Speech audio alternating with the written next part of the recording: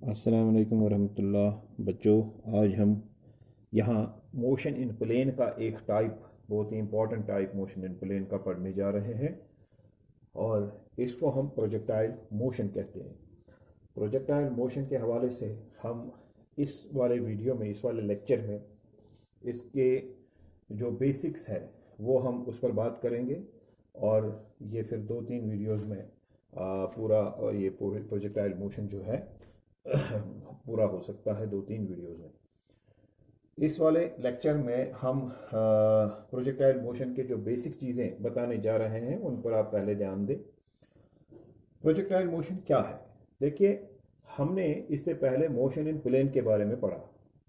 Motion in plane का मतलब ये है कि जब कोई पार्टिकल मूव करे, इस तरह किसी प्लेन में मूव करे, यानी इस तरह से मूव करे कि उसके मोशन के दौरान उसके दो कोऑर्डिनेट्स जो है वो चेंज हो जाए।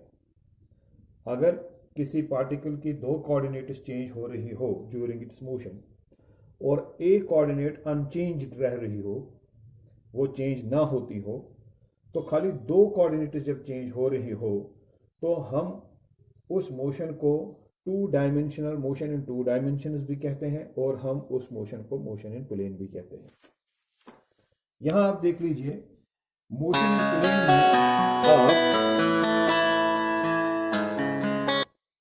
इन प्लेन में आप जब आप मोशन इन प्लेन की बात करते हैं तो आप सब बहुत सारे टाइप्स ऑफ मोशंस के बारे में आपको जब जानकारी मिलती है तो आप ये देखते हैं कि इनमें से कई मोशंस जो है वो प्लेन में डिस्क्राइब हो जाती हैं। वो मोशंस हम प्लेन में होती हुई हमें मिलती है। मिसाल के तौर पर, अगर कोई पार्टिकल, पहले हम यहाँ पर एक प्लेन को ड्रॉ करेंगे। मान लीजिए ये हमारा एक दो कोऑर्डिनेट एक्सिस में यहाँ पर ड्रॉ करता हूँ, एक्स एंड वाई, क्योंकि जब आपकी मोशन इन प्लेन होती है तो आपको सिर्फ दो एक्सिस ही चाहिए, उसको दो कोऑर्डिनेट्स ही चाहिए उसको डिस्क्राइब करने के लिए। मिसाल के तौर पर आप मान लीजिए कि एक पार्टिकल जो है, ये पार्टिकल मान लीजिए एक सर्कुलर पाथ में गया, या मान लीजिए इस तरह से गया, ठीक है।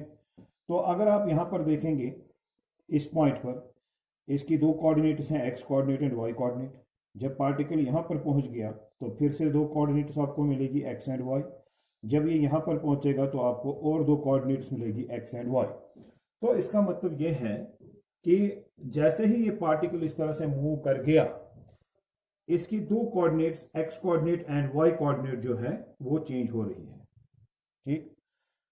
तीसरी कोऑर्डिनेट जो है जेड एक्सिस के अलोंग, ठीक है, वो चेंज नहीं हो रही हैं।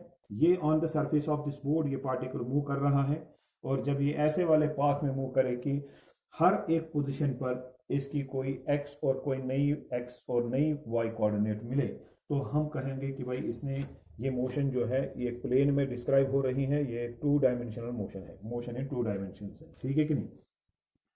अब बहुत सारी मोशन जो है वो मोशन इन प्लेन हो सकती हैं, यानी उनमें दो कोऑर्डिनेट्स चेंज हो सकती हैं। उनमें से सर्कुलर मोशन भी है।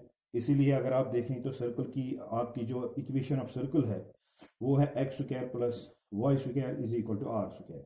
तो इसमें आप देख सकते हैं कि दो ही कोऑर्डिनेट्स आपको मिलती है, एक्स एंड वाई, ठीक है ना। And sum of squares of these coordinates is equal to the square of the radius of the circle. तो अगर सर्कल को हम डिफाइन करना चाहें तो अगर एक पार्टिकल यहाँ पर होगा तो अगर वो सर्कुलर पार्ट डिस्क्राइब कर रहा है, यानी यहाँ आ रहा है, फिर यहाँ आ रहा है, फिर यहाँ आ रहा है, किसी भी पॉइंट पर अगर आप देखें उसकी एक एक्स कोऑर्डिनेट होगी, उसकी एक वाई कोऑर्डिनेट होगी, और किसी भी पॉइंट पर उसका square of x coordinate and square of the y coordinate किसके बराबर होगा, स्क्वायर ऑफ द रेडियस।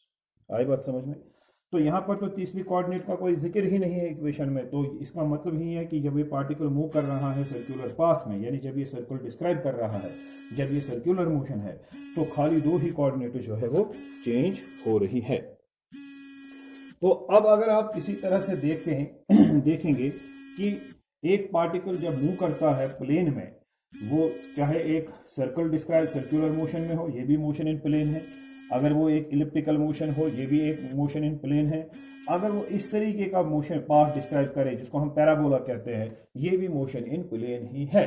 तो इसका मतलब ये हुआ कि मोशन इन प्लेन में, यानी प्लेन में जब एक पार्टिकल मूव करता है, जब उसकी दो कोऑर्डिनेट्स चेंज हो रही हो, ठीक है, तो उसके कई सूरतें हो सकती हैं, उसके कई टाइप्स हो सकते हैं। एक सर्कुलर मोशन हो सकता है, एक इलिप्टिकल मोशन हो सकता है। इसी तरह से एक मोशन हो सकता है मोशन इन प्लेन, जिसको हम प्रोजेक्टाइल मोशन कहते हैं। सबसे पहली बात, ये प्रोजेक्टाइल मोशन, किस मोशन को हम कहेंगे? प्रोजेक्टाइल मोशन हम उस मोशन को कहते हैं, यानी एक मोशन को तभी प्रोजेक्टाइल मोशन कहा जा सकता है जब हम प्रोजेक्टाइल मोशन, किसी मोशन को तभी कह सकते हैं कि जब एक पार्टिकल या जब एक बॉडी को हमने किसी पॉइंट से हॉरिजॉन्टल पर, मान लीजिए सिंपलेस्ट केस में वही है कि अगर किसी हॉरिजॉन्टल के किसी पॉइंट पर, यानी मान लीजिए आपका हॉरिजॉन्टल है, अर्थ है, सरफेस ऑफ अर्थ मान लीजिए सिंपलेस्ट केस में, तो अगर हम यहां से एक बॉडी को लॉन्च करेंगे, अगर हम यहां से एक बॉडी को उछालेंगे और जैसे ही वो ऊपर जाएगी तो एक मैक्सिमम हाइट अटेन करने के बाद इस बॉडी का क्या होता है कि ये मैक्सिमम हाइट अटेन करने के बाद under the influence of gravity गिरने लगती है। यानी ये बॉडी सीधे ही under the influence of gravity नीचे आ जाती है, गिर जाती है, गिरने लगती है। तो जब भी एक body under the influence of gravity एक इस तरीके की मोशन को डिस्क्राइब करे, ठीक है, और एक पैराबोला डिस्क्राइब करे, एक पाथ डिस्क्राइब करे जो कि पैराबोला हो या एक पैराबोला का पार्ट हो, ठीक है, तो हम उस मोशन को क्या कहते हैं? हम उस मोशन को उस वक्त प्रोजेक्टाइल मोशन कहते हैं। यानी प्रोजेक्टाइल मोशन की अगर हमें डेफिनेशन बतानी हो तो हम कहेंगे कि भाई आपने किसी इनिशियल वेलोसिटी से एक बॉडी को लॉन्च करना है at some angle with the horizontal. ये सिंपलेस्ट केस है, ठीक है ना। प्रोजेक्टाइल मोशंस के और केसेस भी हैं, लेकिन सिंपलेस्ट केस में हम कहेंगे कि that we launch a body with some initial velocity. हम एक बॉडी को लॉन्च करते हैं, शाबाश, एक इनिशियल वेलोसिटी से, ठीक है, at some angle with the horizontal. इस तरह से लॉन्च करते हैं कि ये कोई एंगल बनाए किसके साथ? हॉरिजॉन्टल के साथ, ठीक है ना। तो जब हम इसको किसी एंगल पर लॉन्च करेंगे with the horizontal, then after attaining a maximum height, ये बॉडी ऊपर जाएगी। यहां से वेलोसिटी तो हमने इस तरफ दी थी, ठीक है, लेकिन ये बॉडी ऊपर जाती हुई जब हमने इसको लॉन्च किया, प्रोजेक्ट किया, तो ऊपर जाते हुए जब ये मैक्सिमम हाइट तक जाएगी, यानी यहां तक, उसके बाद क्या होगा? It will fall under freely under the influence of gravity. ये खुद ब खुद नीचे आ जाएगी under the influence of gravity without being fuelled और प्रोपेल्ड। यानी हमने कोई फ्यूल इसको नहीं दिया, हमने कोई प्रोपेलेंट नहीं लगाया जो इसको आगे ले जा रहा है या जिसकी वजह से इसका फॉल हो रहा है, बल्कि ये फ्रीली फॉल हो रही है under the influence of gravity and describes a path and describes a parabolic path. और ये हमेशा ही एक पैराबोलिक पाथ डिस्क्राइब करेगी। तो ऐसी मोशन को हम क्या कहते हैं? प्रोजेक्टाइल मोशन कहते हैं। आपने देखा होगा कि कभी कभी एक फील्डर बॉल को उठाकर, फील्ड से बॉल को उठाकर वो क्या करता है? वो फील्ड से बॉल को उठाकर उछाल कर फेंक देता है विकेट कीपर की ओर।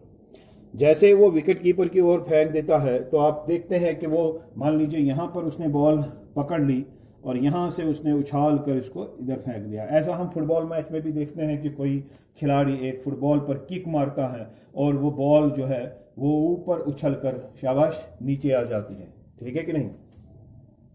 तो इसका मतलब ये ऊपर जाते जाते इस तरह से उछल कर इस तरह से आ जाती है। कई बार हम इस तरीके की मोशन इसको देखते हैं।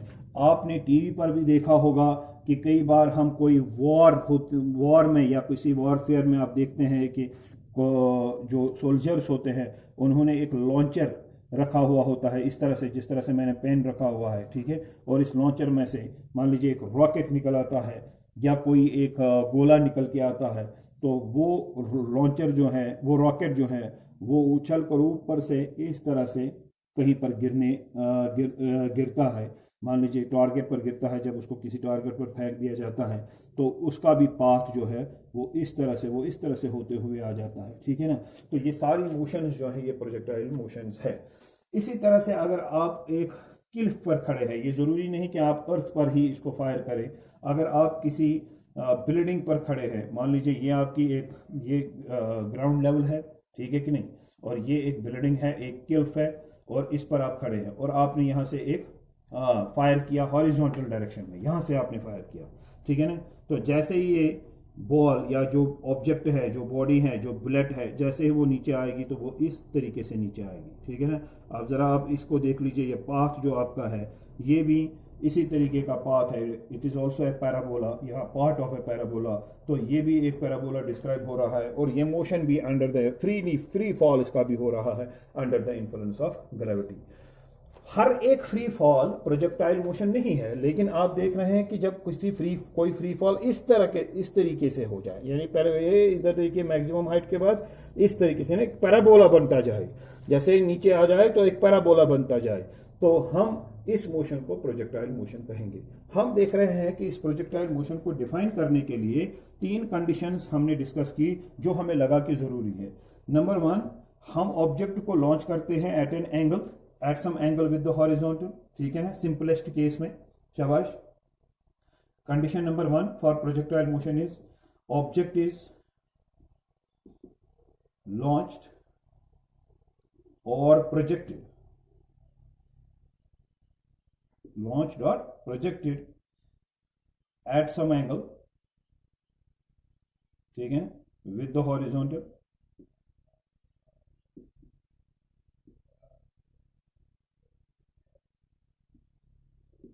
with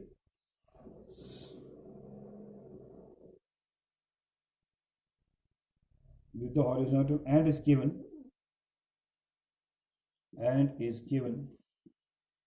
some initial velocity. नहीं, आप लॉन्च करेंगे तो कैसे करेंगे, जब वेलोसिटी कुछ देनी होगी, इनिशियल वेलोसिटी। जैसे मैंने यहाँ से फायर किया था इसको, मान लीजिए वेलोसिटी यू दे दी थी, लेकिन ऊपर जाते जाते ग्रेविटी के इन्फ्लुएंस में इसने अपना पाथ चेंज किया, ये बिल्कुल यहाँ से नहीं गई बॉडी, बल्कि इसने अपना पाथ चेंज किया और एक पैराबोला डिस्क्राइब किया, ठीक है। लेकिन आपने लॉन्च करते हुए इनिशियल वेलोसिटी इसको दे दी, ये पहली कंडीशन है। दूसरी कंडीशन में, ठीक है, the object या the body after attaining a maximum height, एक मैक्सिमम हाइट अटेन करने के बाद falls freely under the influence of gravity,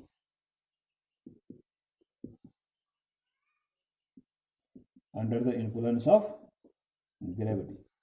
तो फिर मैक्सिमम हाइट अटेन करने के बाद, ये देखिए मैक्सिमम हाइट है, यहाँ पर हाइट कम है, यहाँ पर थोड़ी सी ज़्यादा है, यहाँ पर और ज़्यादा है, और यहाँ पर सबसे ज़्यादा है, उसके बाद हाइट कम होने लगी। तो ये पॉइंट जो है, मान लीजिए पॉइंट पी, ये मैक्सिमम हाइट वाला पॉइंट है। तो मैक्सिमम हाइट अटेन करने के बाद ऑब्जेक्ट जो है it will fall freely under the influence of gravity. तीसरा point, it describes a parabola. तो इसका जो पाथ होगा वो क्या होगा, वो पैराबोला होगा। तो 3 कंडीशंस, क्या आपने लॉन्च करना है, इसको प्रोजेक्ट करना है at some angle with the horizontal. दूसरा, after attaining the maximum height it should fall under the influence of gravity. तीसरा, it should describe a parabola. तो जब ये 3 कंडीशंस मिल जाए किसी मोशन में, तो हम उसको प्रोजेक्टाइल मोशन कहते हैं जनरली, ठीक है कि नहीं। इसमें फिर कुछ स्पेशल केसेस भी होते हैं, जैसे क्लिप से आपने हॉरिजॉन्टली आपने बॉडी को फेंक दिया फ्रॉम ए क्लिफ और फ्रॉम ए हाइट, ठीक है ना, यानी हॉरिजॉन्टल डायरेक्शन में। इस तरह से किसी हाइट पर आप खड़े हो गए और यहाँ से आपने इस तरह से हॉरिजॉन्टल डायरेक्शन में फायर किया, तो ये फायर जो है ये फिर नीचे आ जाएगा इस तरह से। आई बात समझ में, ये भी एक प्रोजेक्टाइल मोशन बनेगा, एक टाइप बनेगा प्रोजेक्टाइल मोशन का, लेकिन ये सिंपलेस्ट केस है। तो हम इन 3 कंडीशंस की बिना पर अगर प्रोजेक्टाइल मोशन को डिफाइन करना चाहे तो हम कैसे लिखेंगे। हम कहेंगे whenever a body is projected at some angle with the horizontal with some initial velocity, then after attaining a certain height, maximum height, after attaining a maximum height, it falls under the influence of gravity and describes a parabola. Such a body is called a projectile. इस body को हम क्या कहते हैं, ऐसी body को हम कहते हैं projectile. and such a motion and the motion of and the motion of this body is called projectile motion। और इस बॉडी की मोशन को हम क्या कहते हैं, प्रोजेक्टाइल मोशन। इस बॉडी को दूसरा भी नाम हम देते हैं, वो है बैलिस्टिक मिसाइल, ठीक है। आप इसको प्रोजेक्टाइल भी कह सकते हैं, आप इसको बैलिस्टिक मिसाइल भी कह सकते हैं। तो प्रोजेक्टाइल मोशन जो है, प्रोजेक्टाइल मोशन की डेफिनेशन मैंने आपको बताई, आप उसको नोट करें, ठीक है। तो आगे हम बढ़ते हैं, इसमें जो सब कुछ बेसिक सी चीजें आ जाएंगी प्रोजेक्टाइल मोशन में, वो क्या है, वो ये है। देखिए सबसे पहली बात जो है, जैसे ही ये पार्टिकल या ये बॉडी जब जैसे ही ऊपर चली गई, जैसे आपने इसको ऊपर फेंका लाइक दिस, यहाँ यहाँ यहाँ आ गई, फिर यहाँ आ गई, फिर यहाँ आ गई, फिर यहाँ आ गई, ये इसकी मान लीजिए मैक्सिमम हाइट है। ठीक है भाई। अब जरा बताइए, जब आपने इसको एक्स वाई प्लेन में इस मोशन को डिस्क्राइब करवाया, तो जब ये एक्स वाई प्लेन में मोशन हो रही है, तो किसी भी पॉइंट पर आप जरा देख लीजिए, इसकी जो डिस्प्लेसमेंट होगी वो एट एक टाइम पर, किसी भी टाइम पर इसकी डिस्प्लेसमेंट्स आप कह सकते हैं दो डायरेक्शंस में है, यानी अलोंग एक्स एक्सिस भी है, अलोंग वाई एक्सिस। मैं आपको समझाता हूं। देखिए ये पॉइंट ले लीजिए, इस पॉइंट पर देखिए कोई ना कोई एक्स कोऑर्डिनेट तो है, यहां से जीरो से यहां तक, ठीक है ना, ओरिजिन से यहां तक, और यहां पर देख लीजिए कोई वाई कोऑर्डिनेट भी है। यानी इस पॉइंट में पे अगर आप देखें, अगर नेट डिस्प्लेसमेंट ये है, मान लीजिए ये आर, ये वाली आर जो पोजीशन वेक्टर है, ठीक है ना, लेकिन आप देखेंगे कि इस पॉइंट पर इसकी कोई डिस्प्लेसमेंट है अलोंग एक्स एक्सिस भी एंड अलोंग वाई एक्सिस भी। अब इस पॉइंट को देख लीजिए, फिर से आप कहेंगे जब बॉडी यहां पर पहुंची है, there is some displacement along x axis and there is some displacement along y axis because it has two coordinates, x coordinate and y coordinate at this point also. इस पॉइंट पर भी आप देख लीजिए, there is some displacement along x axis and some displacement along y axis. इसी तरह से आगे बढ़ेंगे तो x axis की डिस्प्लेसमेंट यहां से y, यहां से x, यहां से y, यहां से x, यहां से y, इसी तरह से। तो हर एक पॉइंट पर आप कहेंगे कि जो डिस्प्लेसमेंट हो रही है उसके दो कंपोनेंट्स हैं। एक्स कंपोनेंट है अलोंग हॉरिजॉन्टल डायरेक्शन, ठीक है ना, x axis, and y axis के अलोंग भी एक कंपोनेंट है। आप जानते हैं, इससे पहले हमने पढ़ा है ये और लेक्चर्स में, कि जब भी कोई मोशन प्लेन में होती है, उस पार्टिकल, उस ऑब्जेक्ट, उस बॉडी की डिस्प्लेसमेंट हो, तो उस डिस्प्लेसमेंट के दो कंपोनेंट्स होंगे, horizontal component and vertical component. Velocity के भी दो कंपोनेंट्स होंगे, एक्सेलरेशन के दो कंपोनेंट्स होंगे, इसी तरह से। अब आप जरा देख लीजिए, अगर हमने इस बॉडी को लॉन्च किया है with A velocity what u, तो ये आपका वेलोसिटी का वेक्टर है। अगर आपके पास एक वेक्टर होगा लाइक दिस, वेक्टर a, मान लीजिए ये x है और ये y एक्सिस है, और इस वेक्टर ने यहां पर एंगल बनाया है, एंगल थीटा।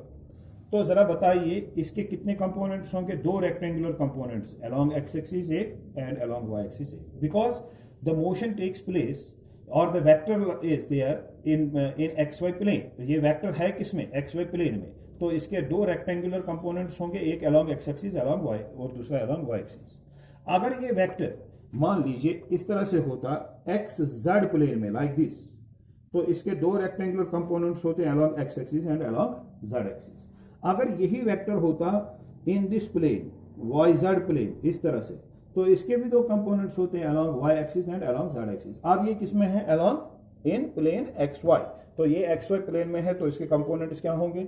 इसके कंपोनेंट्स होंगे एक अलोंग एक्स एक्सिस और एक अलोंग वाई एक्सिस। शाबाश। अब जैसे ही आपके x axis and y axis के इसके दो कंपोनेंट्स हैं, आप जानते हैं वो कंपोनेंट्स कौन होते हैं, क्या क्या होते हैं? एक ये कंपोनेंट होता है कॉस थीटा या हॉरिजॉन्टल कंपोनेंट, ये होता है साइन थीटा कंपोनेंट इसका, या वर्टिकल कंपोनेंट। मतलब ये वाला कंपोनेंट अगर मैं इसका नाम रखूं ए एक्स, और यहां से अगर मैं कंपोनेंट का नाम रखूं वाई एक्सिस के अलोंग ए वाई, तो हमारा जो ये ए एक्स है ये किसके बराबर होगा? ये ए एक्स होता है ए कॉस थीटा। ऐसा हम कर चुके हैं पहले, ये कंपोनेंट्स हम बता चुके हैं। इसका ये एक्स एक्सिस के अलोंग कंपोनेंट जो है वो कॉस थीटा कंपोनेंट है। क्यों ये कॉस थीटा है? क्योंकि आप देखिए ये एंगल थीटा जो मैंने यहां पर लिखा, ये थीटा इसने बनाया किसके साथ? एक्स एक्सिस के साथ। जब ये यहां से ये थीटा बनाएगा तो यही कंपोनेंट यहां से यहां वाला कंपोनेंट ही होगा कॉस वाला कंपोनेंट, कॉस थीटा, ए कॉस थीटा। और इस कंपोनेंट के परपेंडिकुलर जो कंपोनेंट है, यानी अलोंग वाई एक्सिस जो कंपोनेंट है, वो होगा, शाबाश, ए वाई, और वो होगा ए साइन थीटा। ठीक है, यानी ये वाला कंपोनेंट वर्टिकल कंपोनेंट कहलाता है आमतौर पर, और ए कंपोनेंट क्या होता है? ए साइन थीटा, जब ए थीटा इसके साथ ना बना हो। लेकिन जब थीटा जिसके साथ, जिस एक्सिस के साथ थीटा बना हो, उस एक्सिस पर बनेगा ए कॉस थीटा। और जो परपेंडिकुलर डायरेक्शन में दूसरी एक्सिस होगी उसके साथ बनेगा, उसका कंपोनेंट बनेगा ए साइन थीटा। अब 2 मिनट के लिए मान लीजिए ये थीटा यहाँ पर नहीं है और यहाँ पर थीटा है। अब इसने थीटा, इस वेक्टर ने थीटा किसके साथ बनाया, वाई एक्सिस के साथ। अब यहाँ का कंपोनेंट जो है ए वाई, यही होगा ए कॉस थीटा। आई बात समझ में, यानी जिसके साथ ये थीटा बनाए वो है ए कॉस थीटा। और इसके परपेंडिकुलर में कौन सी एक्सिस है, ये, और ये वाला कंपोनेंट अब होगा ए एक्स, ये होगा अब ए साइन थीटा। ठीक है भाई, इसी चीज को अप्लाई करते हुए आपका वेक्टर यहां पर क्या है, ए, आपका वेक्टर यहां पर क्या है, यू। इसने एंगल थीटा किसके साथ बनाया है, अभी एक्स एक्सिस के साथ। तो जो यू कॉस थीटा होगा, यहां पर कंपोनेंट एक होगा ए कॉस थीटा के बदले यू कॉस थीटा, और दूसरा कंपोनेंट होगा ए साइन थीटा के बदले यू साइन थीटा। क्योंकि आपका वेक्टर अब ए नहीं है, वो क्या है, यू। ए के बदले आप क्या लिखेंगे, यू। तो कंपोनेंट तो 2 ही होंगे। बताइए यू कॉस थीटा कौन सा होगा, जो अलोंग एक्स एक्सिस बनेगा, और इसके परपेंडिकुलर जो है यानी वाई एक्सिस के अलावा वो क्या होगा, यू साइन थीटा। तो हम कहेंगे भाई यहां हमने वेलोसिटी तो पार्टिकल को इस तरफ दी। मान लीजिए मेरे हाथ में एक लॉन्चर है या गन है, हमने इसको फायर किया, यहां से बुलेट निकल गई और वो ऊपर चलकर इस तरह से गिर गई। तो हम कहेंगे कि इसके दो वेलोसिटी तो मैंने इनिशियल वेलोसिटी यू दी है, लेकिन उस वेलोसिटी के 2 कंपोनेंट्स हैं। एक है शाबाश you cos theta, this is the horizontal component,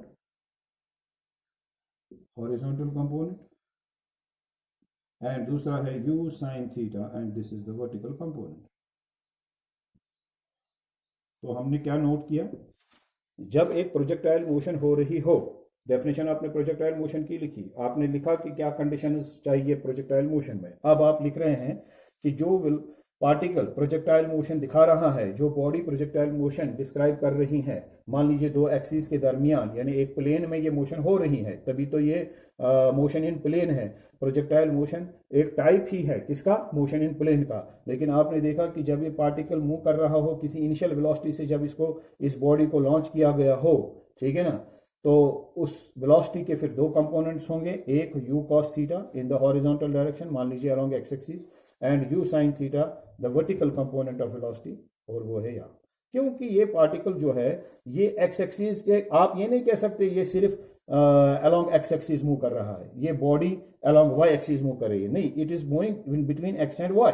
her point पर इसकी कुछ डिस्प्लेसमेंट अलोंग एक्स एक्सिस हो रही है, कुछ डिस्प्लेसमेंट अलोंग वाई एक्सिस हो रही है। लिहाजा इसकी कुछ वेलोसिटी भी होगी जो इसको एक्स एक्सिस के अलोंग ले जा रही है, और इसकी वेलोसिटी का एक कंपोनेंट होगा जो इसको अलोंग वाई एक्सिस डिस्प्लेसमेंट करवा रही है। तो इसीलिए हमने टोटल नेट वेलोसिटी हमने जो जिससे इसको लॉन्च किया वो u है, लेकिन हमने देखा इस वेलोसिटी के जो हॉरिजॉन्टल कंपोनेंट है, यानी जो the component of velocity which is responsible it's motion, it's displacement along x axis, जिसकी वजह से इसके हॉरिजॉन्टल डायरेक्शन में डिस्प्लेसमेंट हो रही है वेलोसिटी का, वो कंपोनेंट कौन सा है, u cos थीटा। और जिसकी वजह से इसका वर्टिकल डायरेक्शन में डिस्प्लेसमेंट हो रही है, वो कौन सा कंपोनेंट है, वो है u sin थीटा। क्योंकि हर पॉइंट पर कुछ ना कुछ इसकी हॉरिजॉन्टल डायरेक्शन में भी डिस्प्लेसमेंट है और कुछ ना कुछ वर्टिकल डायरेक्शन पर भी कुछ डिस्प्लेसमेंट है। तो अब अगर आप देखेंगे कि जैसे ही ये बॉडी ऊपर जाएगी तो व्हाट विल हैपन, जैसे जैसे ऊपर जाएगी तो वर्टिकल डायरेक्शन में कौन सी वेलोसिटी का कौन सा कंपोनेंट इसको ऊपर ले जा रहा है, इसको हाइट अटेन करवाने में कौन सा कंपोनेंट इन दोनों में से रेस्पॉन्सिबल है, वो है u sin थीटा। लेकिन जब ये मैक्सिमम हाइट पर बॉडी पहुंचती है, क्या इसके बाद ये ऊपर जाती है, नहीं, बल्कि ये गिरने लगती है। तो इसका मतलब ये हुआ कि ये u sin थीटा जो है, जैसे जैसे ये ऑब्जेक्ट ऊपर जाएगा इसका u sin थीटा डिक्रीज हो जाएगा, और इस पॉइंट पर इसका u sin थीटा यानी वो कंपोनेंट जो इसको वर्टिकल मोशन दे रहा था, वो वेलोसिटी का कंपोनेंट जिसकी वजह से ऊपर जा रही थी बॉडी, तो उसका vertical component at the highest point क्या बनेगा, वो 0 बनेगा। इसका मतलब u sin थीटा जो है through out the motion of the particle, जैसे जैसे मोशन पार्टिकल की होगी, बॉडी की होगी, ये u sin थीटा जो है चेंज हो जाएगा। आई बात समझ में?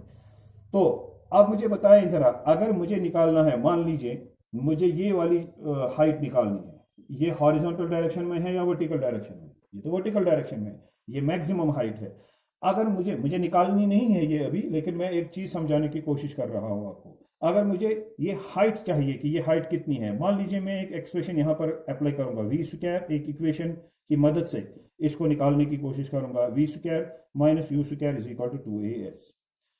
तो ये v क्या है यहाँ पर, फाइनल वेलोसिटी, यानी फाइनल इस पॉइंट पर जो वेलोसिटी होगी, तो ये तो जीरो है, यहाँ का कंपोनेंट, यहाँ पर वेलोसिटी जीरो बनती है तभी तो बॉडी नीचे आ जाती है, माइनस ये क्या है, इनिशियल वेलोसिटी, इनिशियल वेलोसिटी। लेकिन मुझे बताएं आप, मुझे इनिशियल वेलोसिटी का कौन सा कंपोनेंट लिखना है, क्या मैं u लिखूं, क्या मैं u cos थीटा लिखूं या u sin थीटा लिखूं। देखिए यहां आपको फैसला करना है, आप निकाल रहे हैं वो height which is in vertical direction, इस डिस्प्लेसमेंट को, ये डिस्प्लेसमेंट है वर्टिकल डायरेक्शन में, ये हॉरिजॉन्टल डायरेक्शन में नहीं है।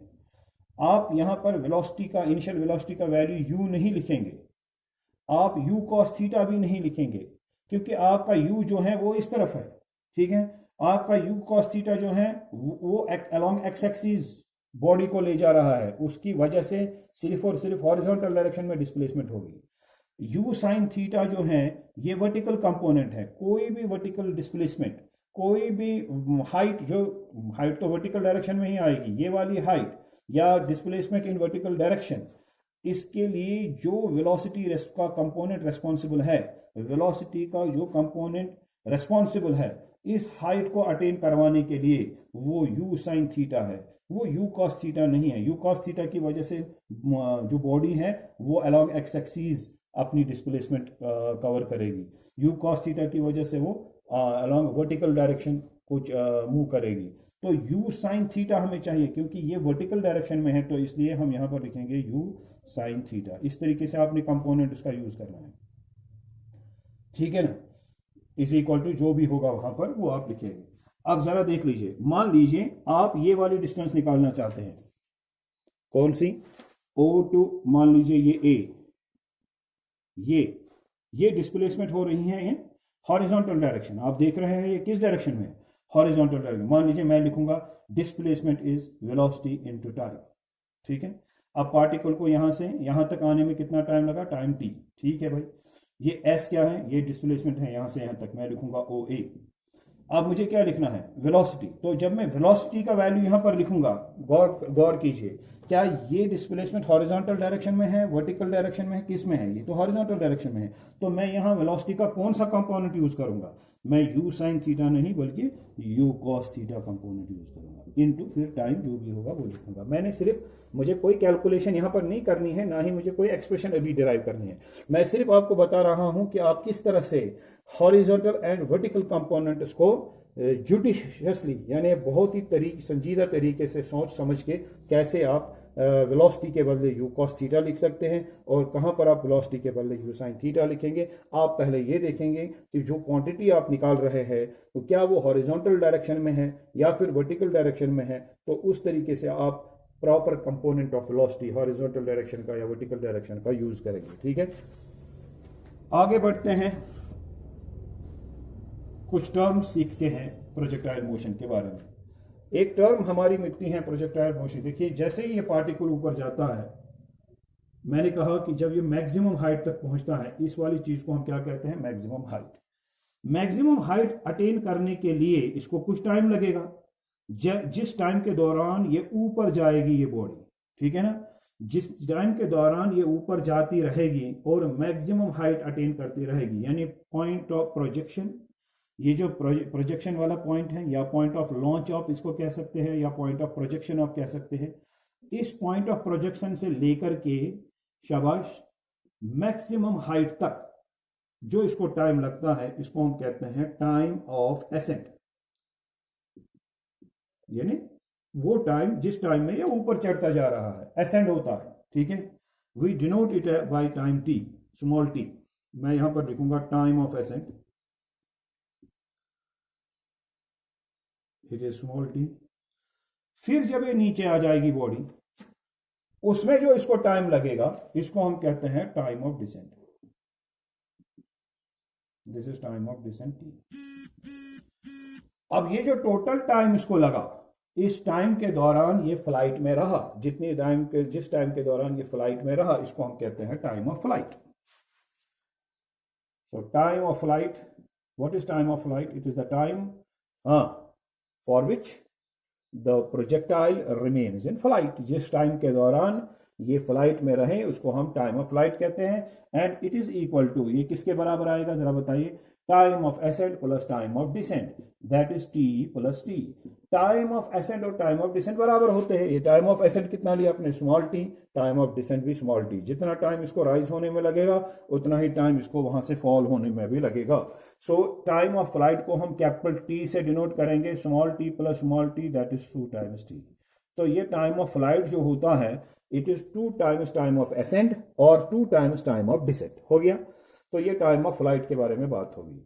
दूसरी बात, इसने जो पाथ डिस्क्राइब किया, ये वाला पाथ जो इसने डिस्क्राइब किया, इस पाथ को हम ट्रैजेक्टरी कहते हैं। तो हम कह सकते हैं व्हाट इज ट्रैजेक्टरी,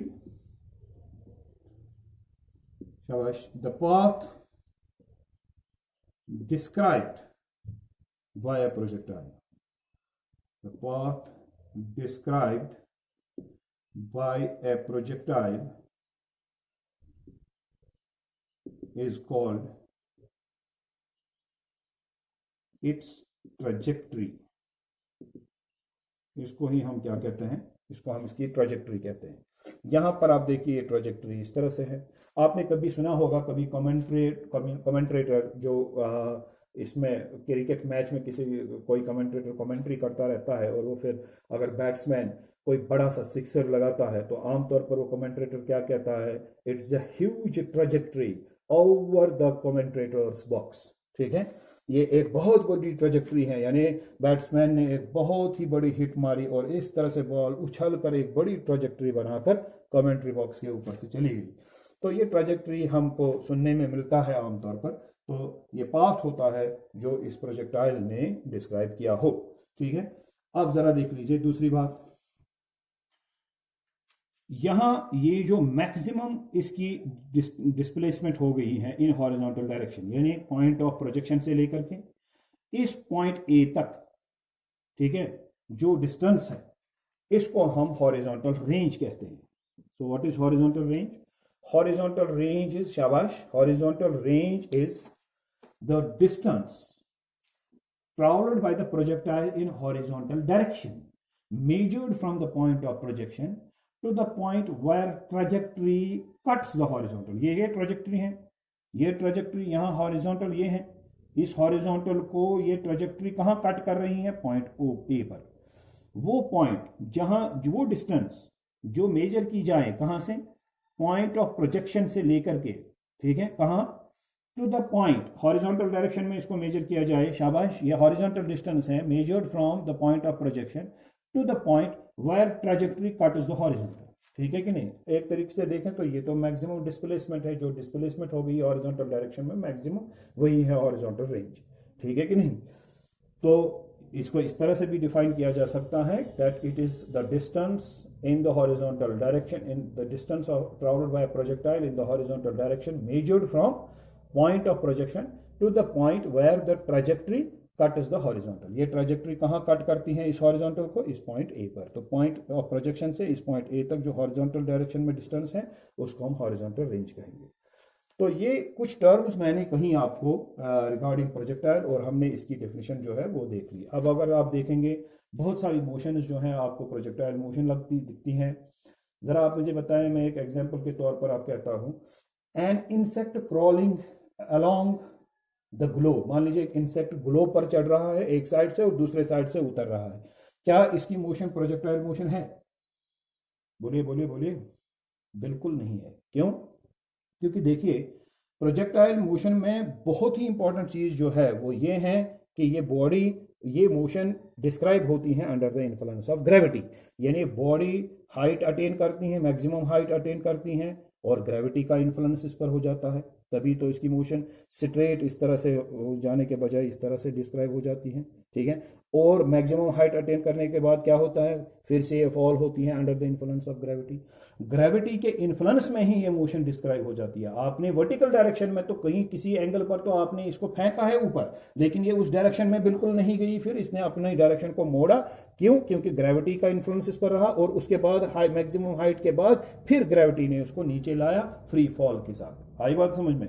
तो लिहाजा इस मोशन का बहुत ही इंपॉर्टेंट एस्पेक्ट ये है कि ग्रेविटी का इन्फ्लुएंस इस बॉडी पर होता है इस मोशन में। तो अगर आप देखेंगे जो इंसेक्ट एक ग्लोब के ऊपर जाता है, एक साइड से चढ़ता है दूसरे साइड से उतरता है, उस पर कोई ग्रेविटी के इन्फ्लुएंस में वो मोशन नहीं होती है, बल्कि वो क्रॉल करके ऊपर जाता है और क्रॉल करके नीचे आ जाता है। आई बात समझ में? एक तो ये होगा कि इंसेक्ट पर हम अब आप कहेंगे क्या इंसेक्ट पर ग्रेविटी नहीं है, लेकिन उस ग्रेविटी के इन्फ्लुएंस में वो मोशन नहीं हो रही है। आई बात समझ में? मोशन वो डिस्क्राइब खुद से कर रहा है क्रॉल करके। आई बात समझ में? ग्रेविटी के इन्फ्लुएंस में मोशन नहीं है, बॉडी फ्री नहीं है टू राइज और to fall under the influence of gravity. ठीक है कि नहीं? तो लिहाजा वो इंसेक्ट का जो केस है जो मैंने अभी बताया, ये सिर्फ एक पैराबोलिक मोशन है, यानी उसने एक पैराबोला डिस्क्राइब किया, तो हम इसको पैराबोलिक मोशन कह सकते हैं। अगर हम पाथ के शेप के हवाले से नाम देना चाहें तो हम कहेंगे, जैसे हम सर्कुलर पाथ पे कोई पार्टिकल जाता है तो हम उसको सर्कुलर मोशन में कहते हैं, तो हम इसको प्रोजेक्टाइल मोशन में कह सकते हैं, सॉरी पैराबोलिक मोशन में कह सकते हैं, लेकिन हम इसको प्रोजेक्टाइल मोशन, इस इंसेक्ट की मोशन को नहीं कहेंगे। और इसके बरक्स अगर आप देखेंगे कि अगर हम यहाँ से मान लीजिए इस तरह से, ये हमारा मान लीजिए ये अर्थ है, ग्राउंड है, और यहाँ हमने गन पकड़ लिया, इस तरीके से फायर किया, बुलेट ऊपर जाएगी और फिर वो एक प्रोजेक्टाइल जो है, प्रोजेक्टाइल मोशन वो डिस्क्राइब करेगी। इस वाली मोशन को हम बिल्कुल प्रोजेक्टाइल मोशन कह सकते हैं। एक रॉकेट की लॉन्च को हम प्रोजेक्टाइल मोशन कह सकते हैं। आई बात समझ में? किसी क्लिफ से छोड़े हुए ऑब्जेक्ट को, या कोई एरोप्लेन, कोई जेट प्लेन जा रहा है और इसने पीछे से बॉम्बिंग कर दी, शेलिंग कर दी, तो जैसे ही एक एरोप्लेन से, जैसे ही एक जेट प्लेन से, मान लीजिए एक जेट प्लेन से, फाइटर प्लेन से, अगर फाइटर प्लेन एक यहाँ से जा रहा है, तो अगर इसने शेलिंग कर दी, एक बॉम्ब छोड़ दिया, तो इसकी जो मोशन होगी नीचे, वो एक प्रोजेक्टाइल मोशन होगी। तो ये सारी एग्जांपल्स हो सकती हैं प्रोजेक्टाइल मोशन की। तो आगे इंशाल्लाह दूसरे वीडियो में हम कुछ एक्सप्रेशंस वगैरह के बारे में बात करेंगे।